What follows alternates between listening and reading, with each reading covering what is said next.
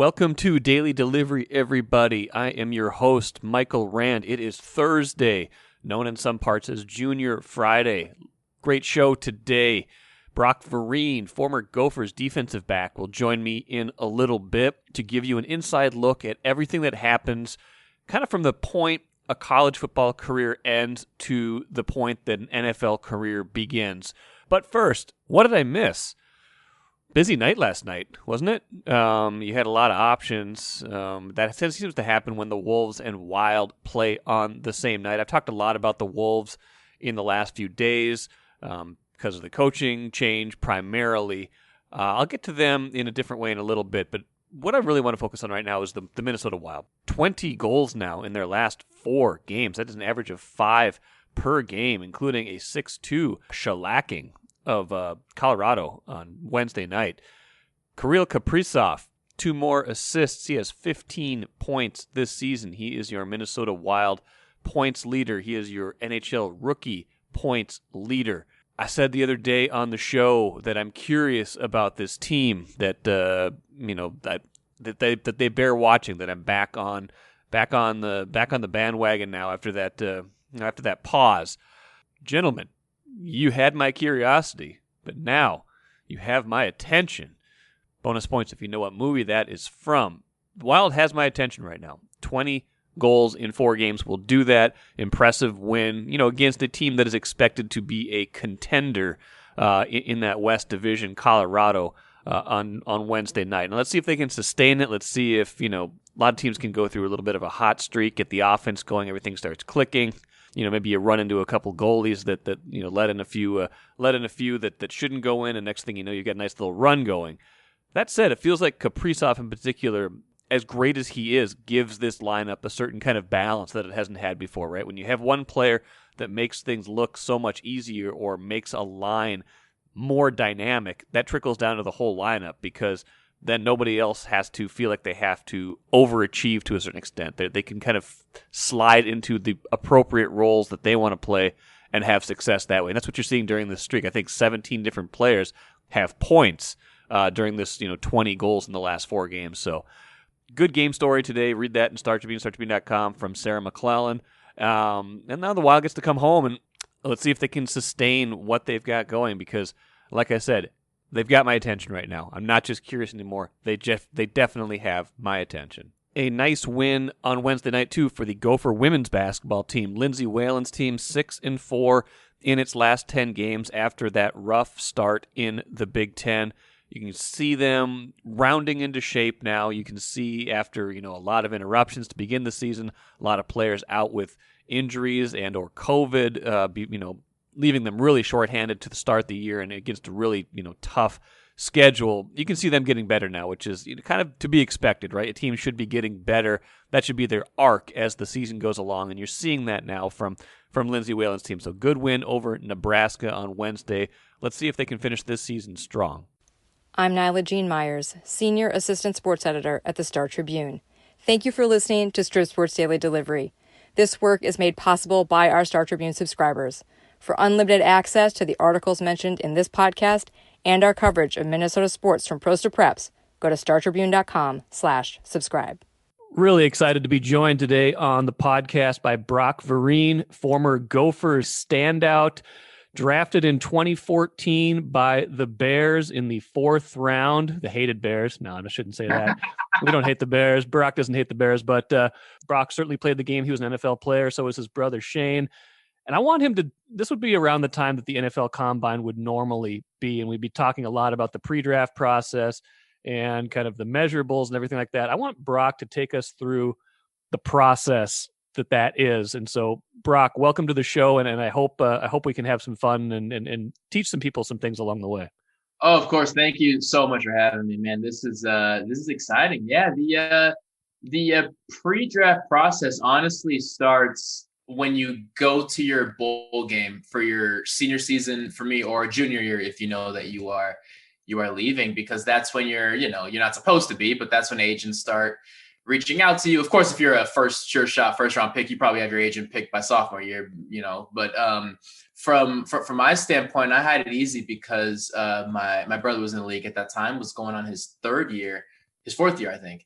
and his agent had become a family friend. So that process was very easy for me. But seeing, my teammate at the time, who was Rashid Hagman, who was, of course, going to be drafted, who ended up signing with the same agency as me, which was awesome. But seeing a lot of guys going through that's when the stress starts. Because from the day that the second that the clock hits 0 on that last bowl game, it is open season. You are an adult who can now make money and do whatever needs to be done to make this dream a reality. So our final bowl game was in Texas. We were in Houston. I got 4 days off, and then after that, I flew home.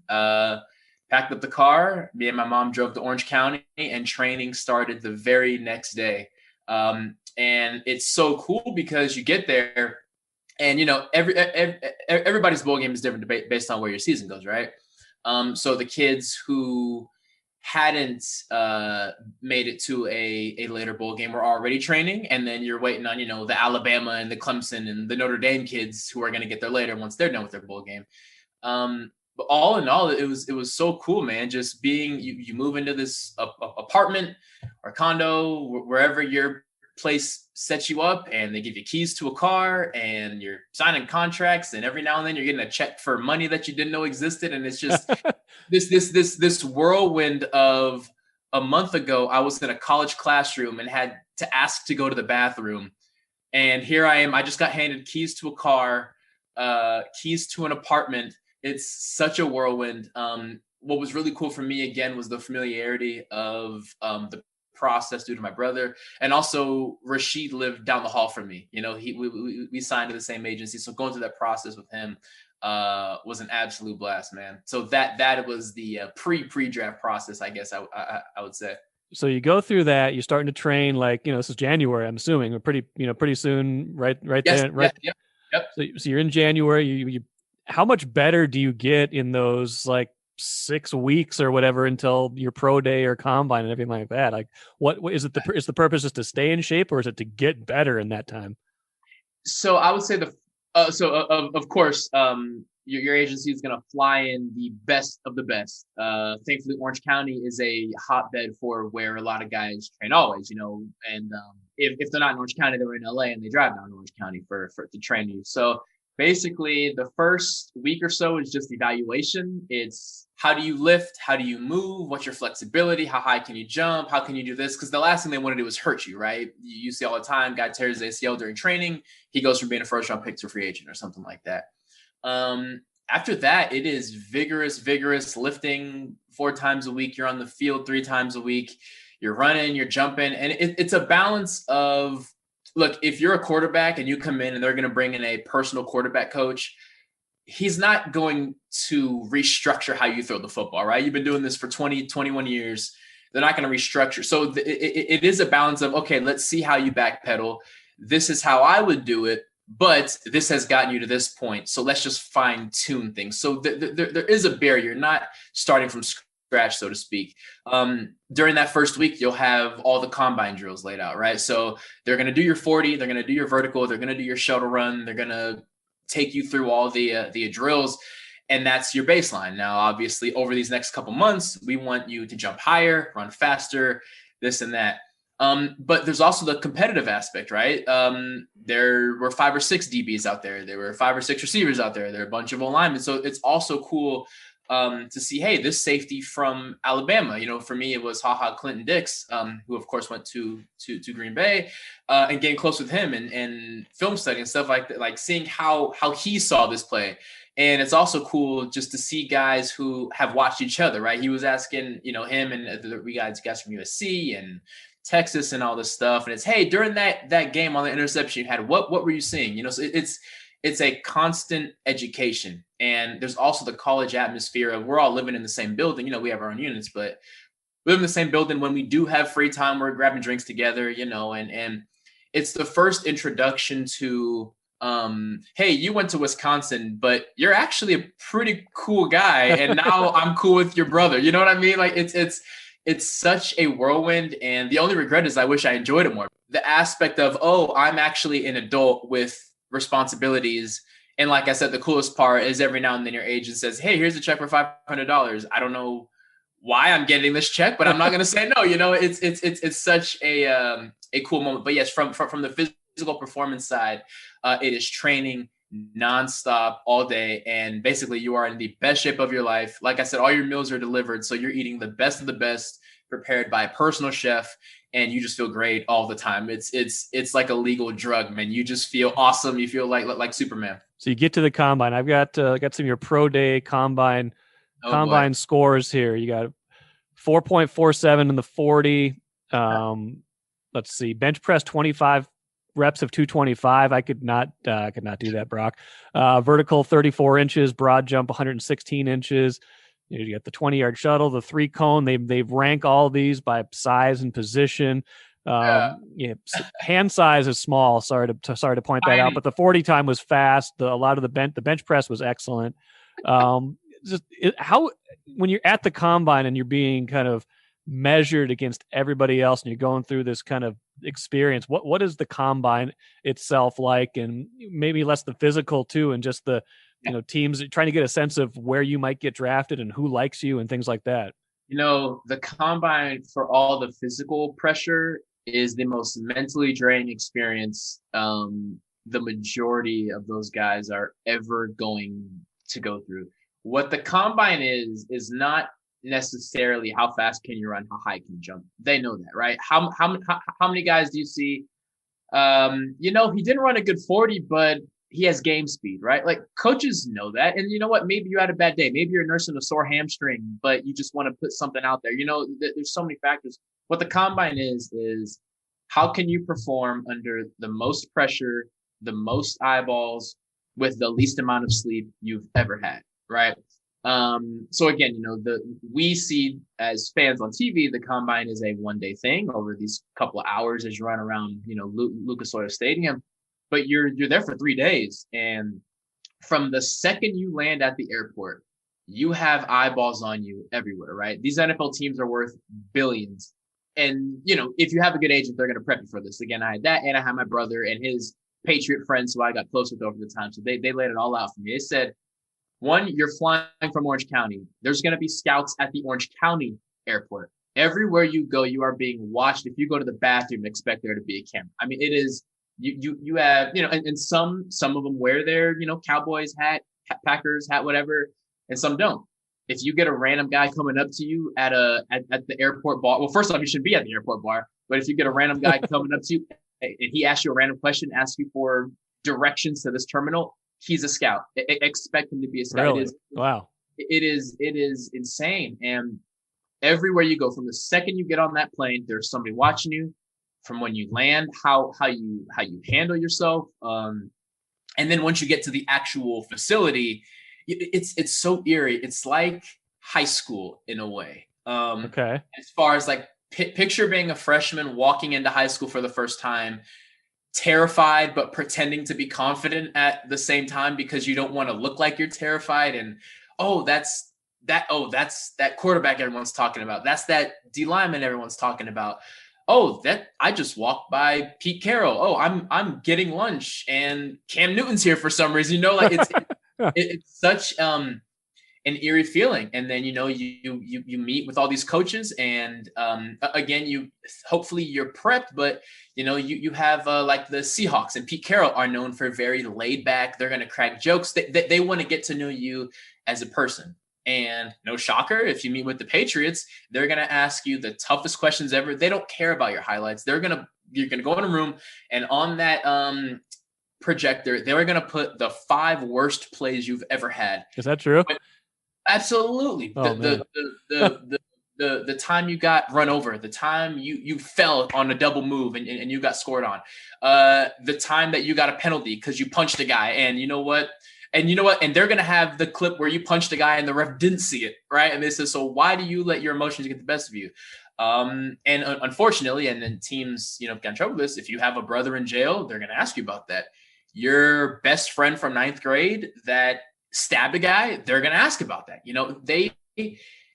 And what the greatest thing my brother told me, thankfully for me, I didn't have those scenarios in my life, but thankfully my brother told me is whatever they ask you, they already know the answer. treat it like court. They know the answer. They want to see how you respond to it. And I think that's where a lot of guys get in trouble, is they think they can lie their way out of it. You know, it's like, no, they've talked to your high school coach. They've talked to that teacher that suspended you once. They've talked to them. All these coaches have talked to all these people.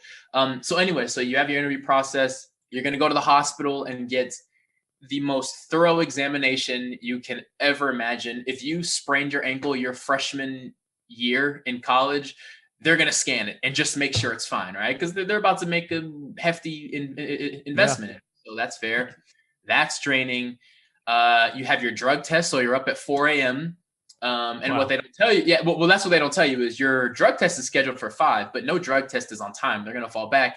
So you have to get up at like 4, get there. Hopefully you get yours on time, and hopefully you can get 90 minutes of sleep before you have to go in Lucas Oil and run in front of Mike Tomlin. You know, it's you know, one of the craziest things is how quiet that stadium is, because when you think to athletes, everything you do, there's noise, right? If you're at practice, there's a coach yelling at you, there's pads hitting each other. If not, there's like speakers, right? Even if you're in the NBA, there's always speakers playing or music or something. And to walk in front of that arena that sits 60,000 people, whatever it is, and it's just dead. I mean, if you sneeze, the whole place looks at you. Like there's no noise, and that's the eeriest thing. But you go out there and you perform. And in my case, I knew for whatever reason I was terrible at the vertical. I could dunk a basketball, but I couldn't do a vertical. I never understood why that worked. But I knew going in, I have to kill this 40. I have to kill this shuttle run. And I need to show something on bench, because as a corner moving to safety, the one thing they worry about is your physicality.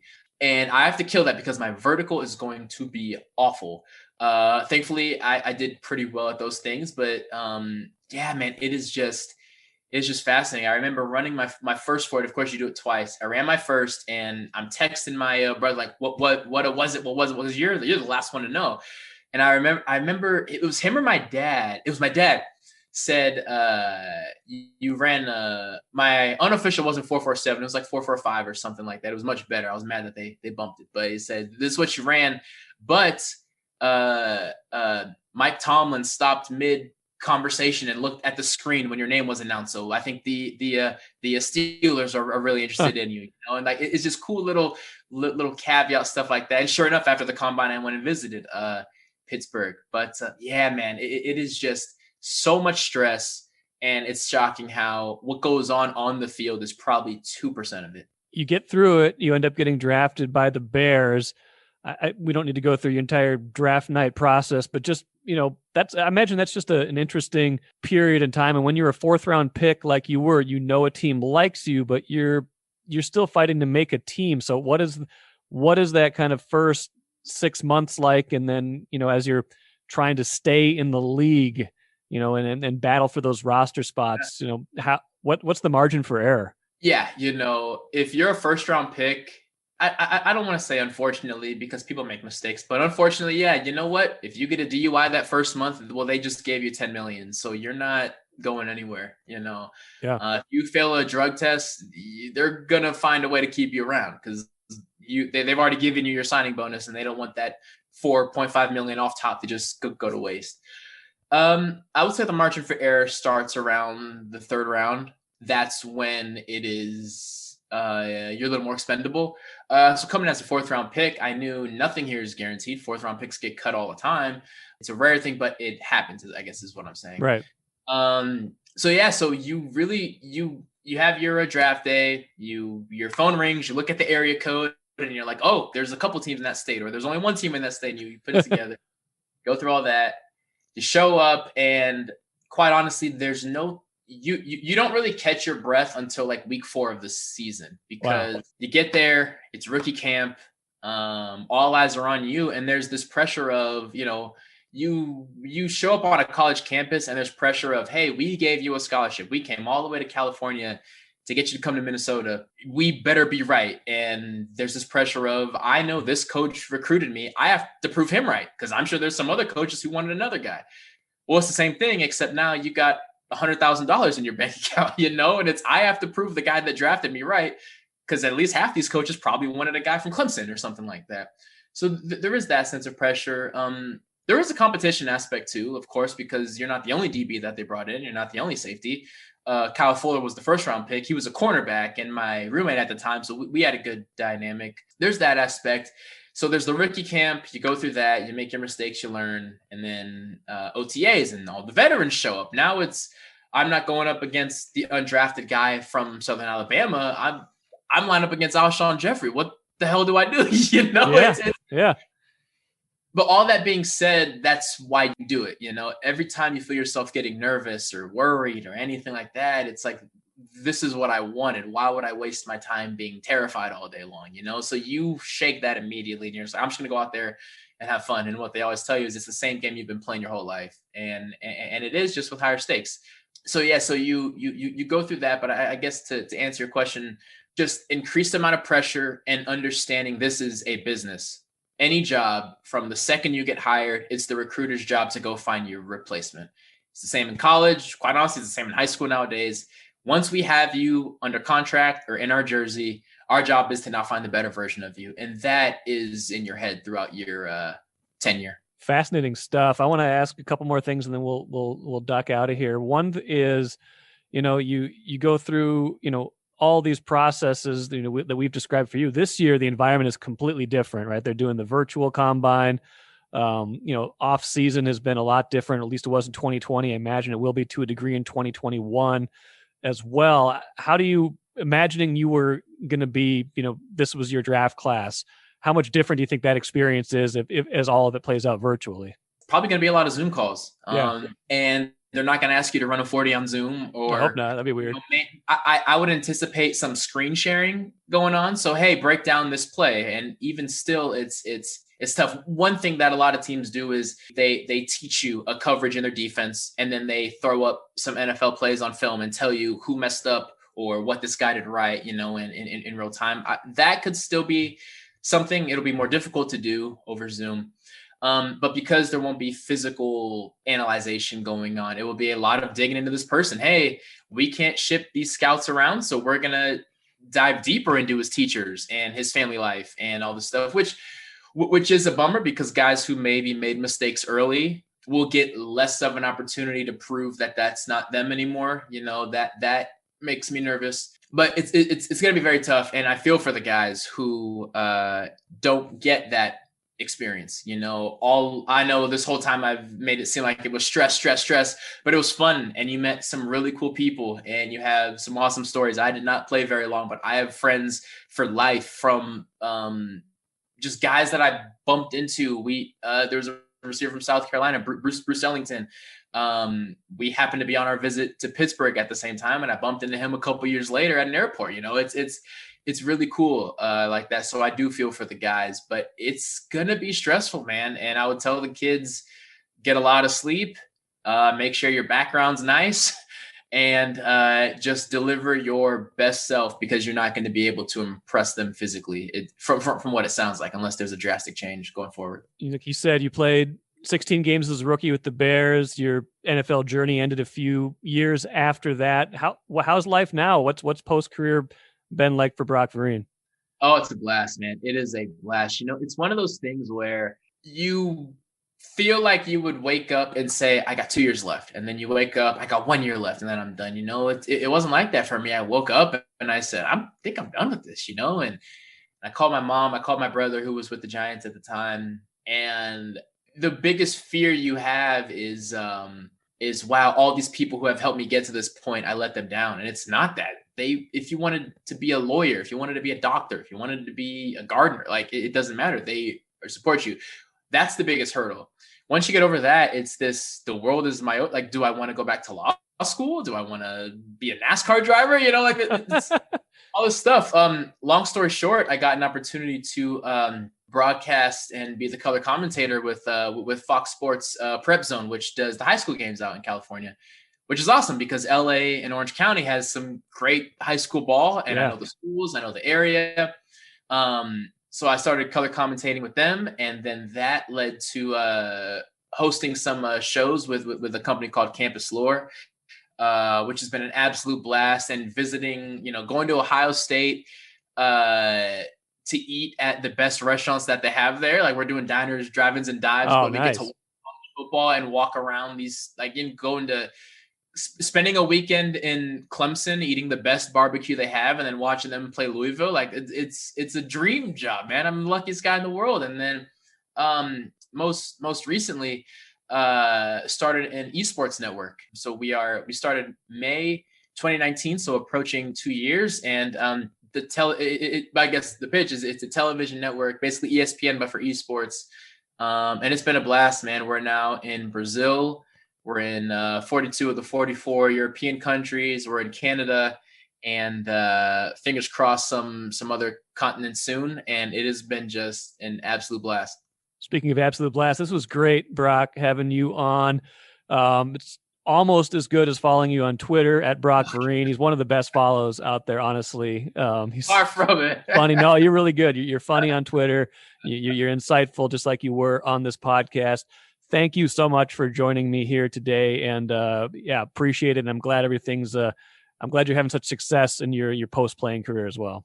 Thank you so much for having me, man. Anytime, whatever you need, I'm always here. I forgot to mention the name of the network because I'm terrible at marketing, but ESTV is the name of the channel. Any OTT platform, meaning like Roku, Amazon Fire Stick, Sling TV, whatever.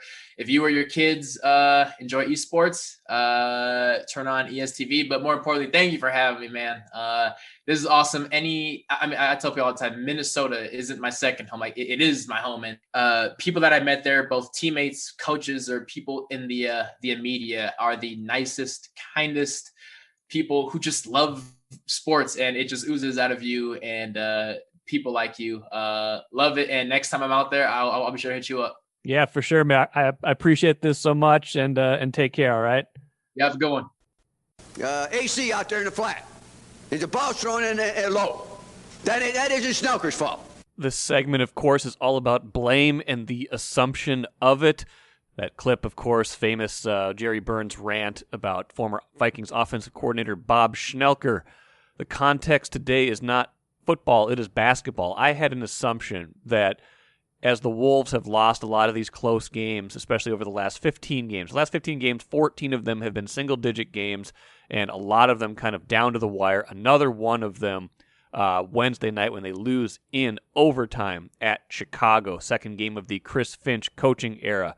Offense looks okay, defense looks terrible. Again, 133-126 lost in overtime. But I had an assumption that during this struggle, Ricky Rubio was largely to blame, or at least in part to blame, because going back to his first time here, it's hard to win when your point guard can't necessarily create his own shot or is not a great scorer in the fourth quarter. The offense tends to bog down, right? That's my assumption. It's a true thing about the NBA, and when you have a point guard like that with Rubio, a pass-first guy, it seems like the fourth quarters will be struggles, because that happened a lot to the Wolves in the first Rubio go-round. Well, guess what? Over the last 15 games, guess who has the best net rating in the fourth quarter for the Timberwolves among players who are regulars in that quarter? It is Ricky Rubio, plus 10.8 in the fourth quarter over the last 15 games.